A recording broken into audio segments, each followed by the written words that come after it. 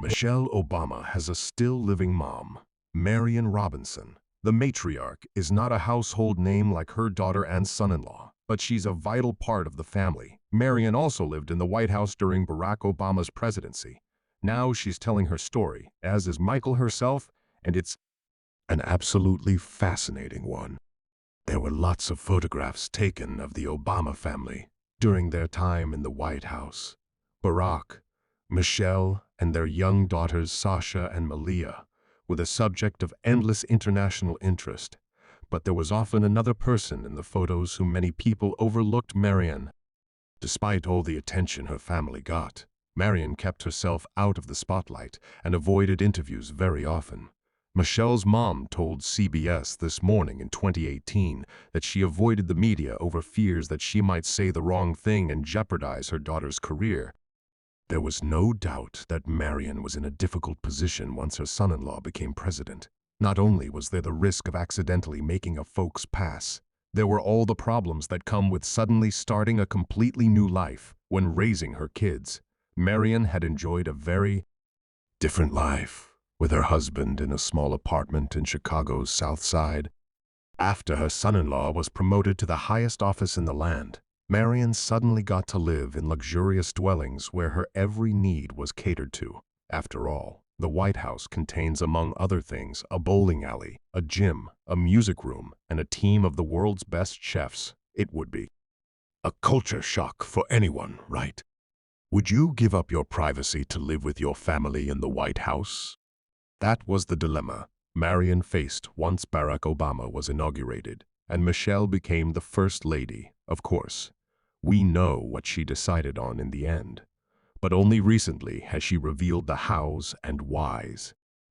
Right from the beginning, Michelle was very keen that her mom move into the White House.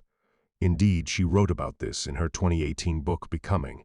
The former First Lady remembered, "My mother hadn't wanted to come with us to Washington, but I'd forced the issue. The girls needed her. I needed her." Michelle continued, "For the last few years, she'd been a nearly everyday presence in our lives, her practicality a salve to everyone's worries. At 71, though, she'd never lived anywhere but Chicago. She was reluctant to leave the South Side and her home on Euclid Avenue. But as you might imagine, Marion's hesitation was understandable.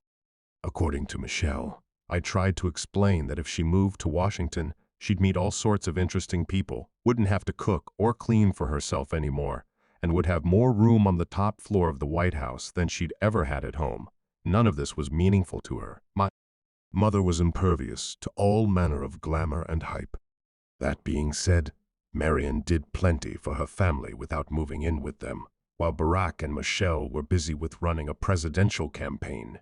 Marion retired from her job and began looking after Malia and Sasha. The girls were only 10 and 7 at the time, and it was Michael's mom who took them to school and cooked their food.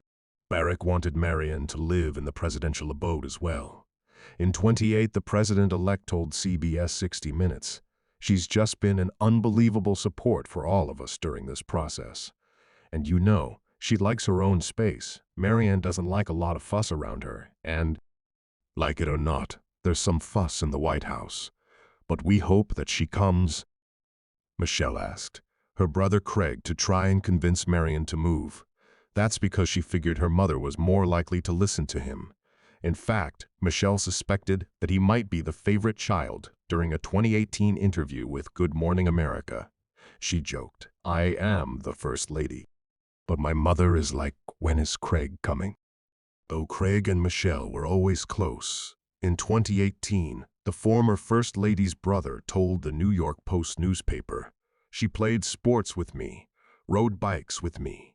She got to do everything I got to do." He went on, "We were friends and playmates growing up.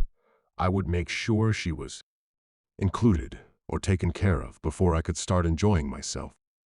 And Craig also remembered that his parents never treated their kids differently on the basis of gender. He said in the interview, "My parents never made it that. It's okay. She can't do this because she's a girl." At some points, he remembered Marion would tell him, "You have got to stop worrying about your sister. She can do stuff on her own. It reportedly took a lot of convincing before Marion agreed to move into the White House. Craig told Good Morning America in 2018, "My mom, she is not the sort of intrusive in-law. She would never want to even stay over and babysit our kids. Marion would go home. She really didn't want to join them in the White House for that reason." Yet eventually Craig was able to convince Marion. He said in that same interview, "I just sort of positioned it like, you will be helping your granddaughters out, number one. And if you move into the White House, then I'll come to visit you more, apparently." This was the argument which worked on Marion. Looking at Marion's backstory, though, you can see why she'd balk at such a big change. After all, her life wasn't always easy. She was born into a segregated Chicago where her options were few, but she persevered and became a bank secretary. Then she married Fraser Robinson, the father of Michael and Craig. But he sadly died in 1991.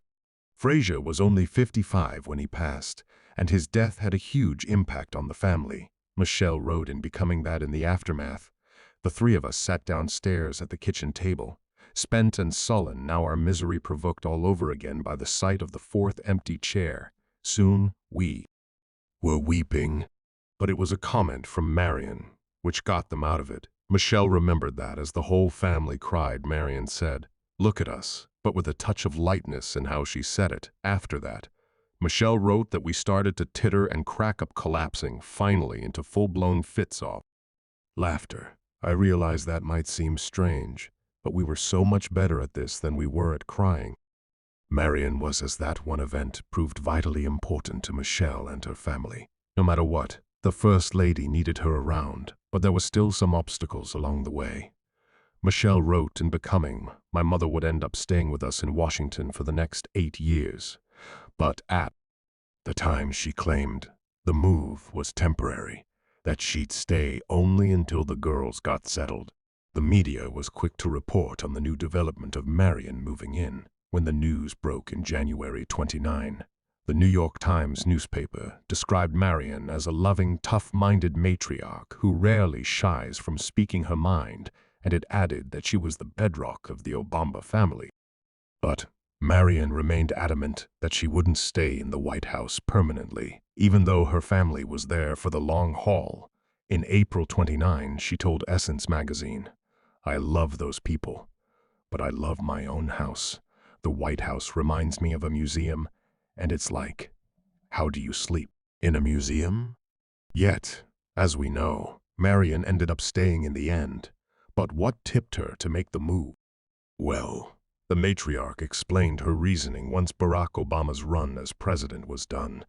It was simply all down to the welfare of her family. She told This Morning in 2018, "I felt like this was going to be a hard life. I was worried about their safety and about the girls." Marion was determined to help give her granddaughters normal lives, despite the pressures and the round-the-clock security they were subjected to. She decided that for a start, the girls would do their own laundry even though there were staffers to do it for them, and this apparently came in the form of laundry lessons.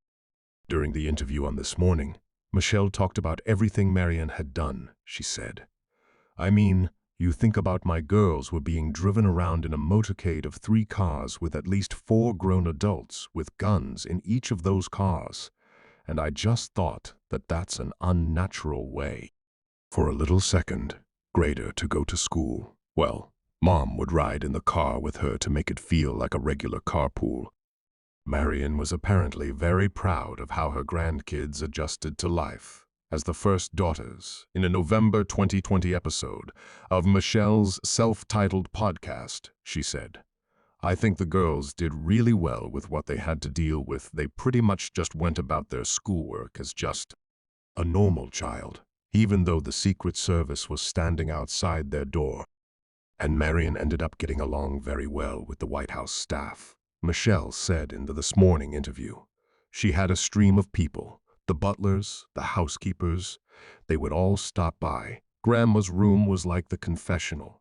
You know, everyone would go there and just unload you." No. Marion made it clear in that interview that she wouldn't miss living in the White House. But she would miss the staff who worked there. They were, she said, like family to her. Michelle added in agreement. The 8 years was more than enough, and what I realized over the years is that home is where we are, you know. Though Marian wasn't a big fan of interviews, she did write an article for Essence magazine during her time in the White House. Published in November 2012, the piece reflected on her life and family, and it gave people a detailed look into Marian's life as the first grandmother. Marian wrote at the beginning of the piece, "Now I know this might sound crazy, but even though I've been living in the White House for the past couple of years, I've got to admit that there are a few things I still miss, like that little bitty house I lived in for decades and many of my friends and family back in Chicago," Marian went on. "But after Barack was elected president and Michelle asked me to move with them to Washington, I said yes, because I knew I'd be worrying about them if I was back in Chicago anyway. I just hoped I could be helpful." And Marian sang the praises of both her children in the article. She went on, "Today, when I look at Michelle and Craig, a big-time college basketball coach, I feel like maybe, just maybe, Frazier and I got something right. We didn't do anything special, but I see the adults our kids have become, and I can't help but smile a little bit." Marian is actually far from the first grandparent to move into the White House. Woodrow Wilson's second wife arranged for both her mother and sister to move in with her.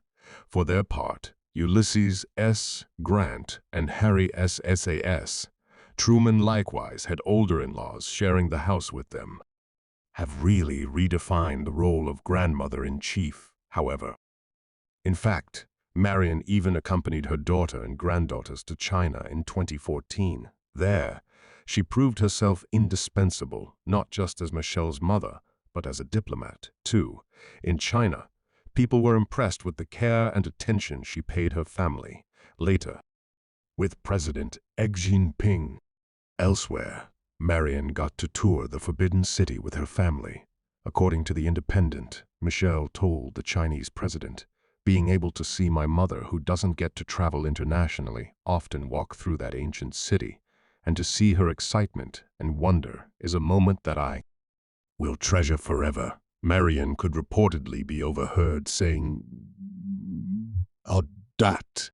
Both Barack and Michelle Obama have paid tribute to Marian in recent years, thanking her for all she did. In 2019, Marian turned 82 years old, and the former president wrote on his Facebook account, "You've probably seen Michael's mom, Marian Robinson, in photos with our family at inaugurations, Christmas tree lightings, Easter egg rolls, and a whole lot more."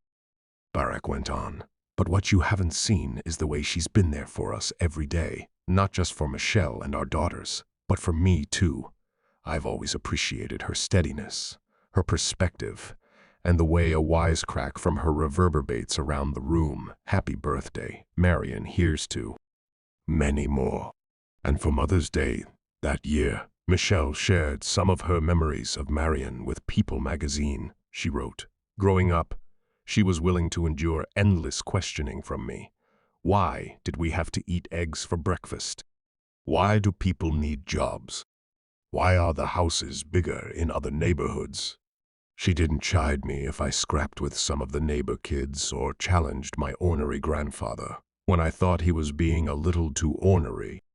Michelle also credits her mother for making her the woman she is. The former First Lady wrote, "She and my father, Frazier, were wholly invested in their children, pouring a deep and durable foundation of goodness and honesty, of right and wrong, into my brother and me. After that, they simply let us be ourselves."